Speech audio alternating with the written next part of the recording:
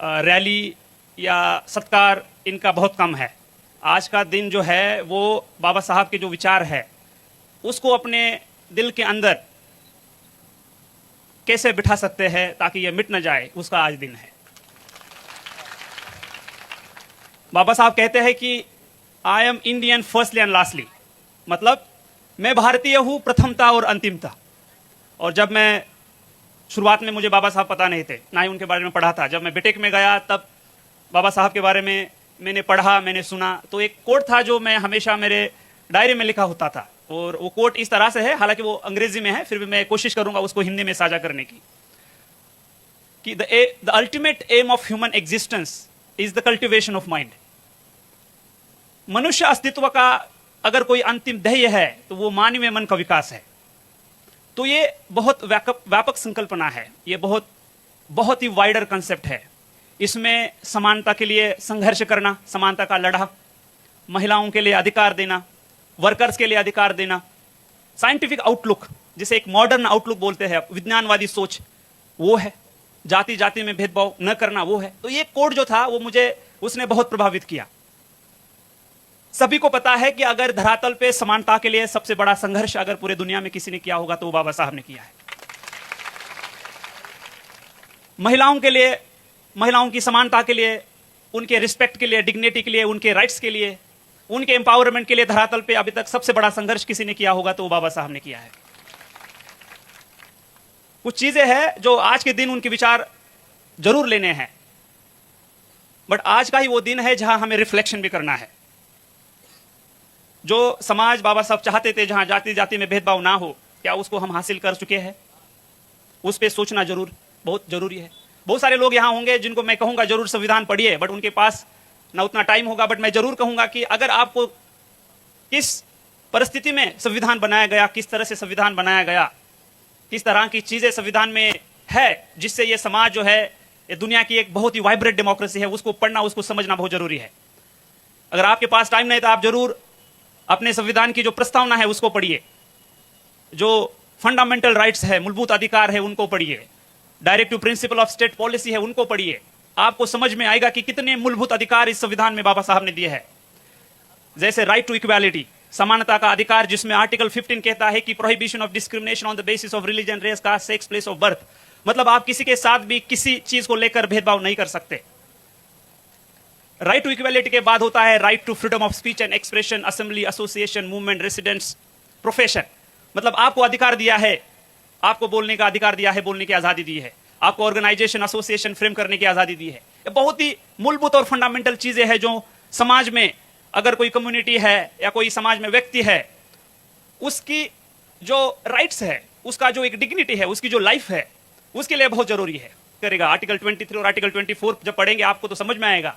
उसके बाद है right to freedom of religion, अपने अधिकार से वो अगर चाहे किसी रिलीजन को वो चूज कर सकता है। उसके बाद है cultural and educational right, minority जो है उनके लिए एजुकेशन के अधिकार किस तरह से है, जो कल्चरल लिंग्विस्टिक माइनॉरिटी है, भाषा वाली माइनॉरिटी है, उनको किस तरह से प्रोटेक्ट किया है। उसके बाद है article 32 right against constitutional remedies, right. तो ये जो बहुत मूलभूत और फंडामेंटल अधिकार है जो संविधान में दिए हैं, जो संविधान की अगर प्रस्तावना आप देखोगे तो उसमें कहा है कि we the people of India, we the people of India having solemnly resolved to constitute India into a sovereign, socialist, secular, democratic republic and to secure to all its citizens justice, social, economic, political, liberty of thought, expression, belief, faith and worship, equality of status and opportunity, and to promote among them all fraternity, assuring the dignity of the individual and unity and integrity of the nation in our Constituent Assembly this 26th day of November 1949 do hereby adopt and enact and to give ourselves this constitution। तो ये विचार है, ये विचार लेना है, ये बहुत जरूरी है। संविधान की प्रस्तावना को समझना है, संविधान में जो मूलभूत अधिकार दिए हैं उनको समझना है, ये बहुत जरूरी है। आज के दिन बाबा साहब को अपने दिमाग में लेना है, दिल में लेना है। ये बात आप भली बात ही समझिए, ये बहुत जरूरी है आने वाले समाज के लिए। बाबा साहब ने कहा एजुकेट, तो देखना है कि अपने समाज में कितने लोग हैं, गरीब है, किसी भी वो जाति या कम्युनिटी के हो सकते हैं, क्या एजुकेशन के बारे में क्या कदम उठाए जा रहे हैं। क्वालिटी एजुकेशन देने के लिए समाज किस तरह से साथ आता है, लोगों तक क्वालिटी एजुकेशन आप किस तरह से पहुंच सकते हैं। गवर्नमेंट में डिफरेंट स्कीम्स और पॉलिसीज लाई है, उसको अपन इफेक्टिवली लोगों तक कैसे पहुंचा सकते हैं, तो इसके बारे में जागरूक होना बहुत जरूरी है। जहां भी बात आती है बाबा साहब की, तो एक खेदजनक बात है कि अभी भी बाबा साहब को दलितों में रखा जाता है।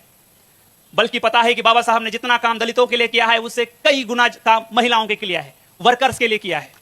जो कोलंबिया यूनिवर्सिटी है वहां आप देखोगे तो कोलंबिया यूनिवर्सिटी में बाबा साहब का स्टैचू लगा है और वहां लिखा है द सिंबल ऑफ नॉलेज। बाबा साहब की जो एजुकेशन की डिग्रियां है अगर आप पढ़ोगे तो आपका दिमाग पूरा चकरा जाएगा। कर रहे कि बच्चों को पढ़ाए। आज इस सांचौर में आप देखोगे तो आप हमारे सामने एक नशा का बहुत बड़ा चैलेंज है, बहुत ही बड़ा चैलेंज है, जिसको हम सबको मिलकर खत्म करना है। हमारे जो युवा है, इन युवाओं को बताना है आपको कि ये जो चीज है ये उनके लिए कितनी घातक है। वो अपने खुद का सेल्फ कंट्रोल लूज कर देते हैं, उनके चलते उनकी फैमिली परेशानी में रहती है, घर में आर्थिक संकट आता है, वही फिर नशा करने के बाद समाज में जाके क्राइम करता है, अशांति होती है, भय होता है। तो इन चीजों को रोकना होगा। जो हमारे लोग इसमें ऑलरेडी है उनको उससे खींचना होगा। रिहैबिलिटेशन सेंटर जालोर में आया है, बहुत सारा काउंसलिंग अवेलेबल है, नए तरीके से एनजीओ काम कर रहे हैं, बस आपको उनके हेल्प मांगनी है। जो लोग इसमें जाने की संभावना है, जो 12th है, डिग्री है, उनको रोकना है, उनको पहले जागरूक करना है, उनको अवेयर करना है। उसके बाद जो लोग प्रत्यक्ष और अप्रत्यक्ष रूप से इसको बढ़ावा दे रहे हैं, नशीली पदार्थ की मुनवार कर रहे हैं, नशीली पदार्थ सप्लाई कर रहे हैं, एमडी, स्मैक, गांजा, अफीम, डोडा, इसको किसी भी हालत में बर्दाश्त नहीं करना है। अगर आपने आज ये ठान लिया, बाबा साहब के जयंती के अवसर पर आपने ये ठान लिया कि मैं इस नशा को खत्म करूंगा, आने वाले मेरे बच्चों का फ्यूचर सुरक्षित करने की जिम्मेदारी अपने हाथ में है, और ये जिम्मेदारी अगर आपने उठा ली तो आज ये जयंती सेलिब्रेट करने का पूरा मैं बोलूंगा कि सफल हो गया, सार्थक हो गया। यहां आके घोषणा देके या सत्कार करके वापस बिल्कुल नहीं जाना है। यहां आने के बाद बाबा साहब के विचार जो है वो दिल में लेना है, दिमाग में लेना है। हमारे सामने क्या चैलेंजेस है उसको देखना है, उसको सुनना है, समझना है, और फिर उस चैलेंजेस को हम कैसे पार कर सकते हैं। इसलिए गवर्नमेंट के साथ, समाज के लोगों के साथ, सिविल सोसाइटी के साथ मिलकर उसके खिलाफ लड़ा देना है। मैं जब तक यहां हूं तब तक पुलिस प्रशासन का पूरा सहयोग रहेगा। हर कोई चीज जो समाज में संकट पैदा कर रही है उसके खिलाफ लड़ने के लिए पुलिस यहां की सक्षम है। तो मैं आपका ज्यादा टाइम नहीं लेता हूं, बाकी मान्यवर है उनको भी आपसे बात करनी है। बट आज के दिन जो बाबा साहब की जयंती है उस अवसर पे मैं आप सबको कहूंगा कि बाबा साहब सबके है, किसी पर्टिकुलर जाति के या पर्टिकुलर कम्युनिटी के नहीं है। बाबा साहब पूरे देश के है, पूरे समाज के है। देश का कोई ऐसा घटक नहीं है जिसके आज भी हम देख रहे हैं कि समाज में भेदभाव दिखता है, तो उसको हम कैसे खत्म करेंगे। तो बाबा साहब के विचार से हम उसको खत्म कर सकते हैं, संविधान से हम उसको खत्म कर सकते हैं। तो संविधान जो बाबा साहब ने हमें मूल्यवान जो दिया है उसको आप पढ़िए, उसको समझिए, उसकी वैल्यू से आपको पता चलेगा कितना बड़ा कंट्रीब्यूशन हम सबके लिए बाबा साहब ने दिया है। तो मैं अंतिमता यही कहूंगा कि यहां जितने लोग हैं जो आए हैं उनके लिए बहुत सारी ढेर शुभकामनाएं।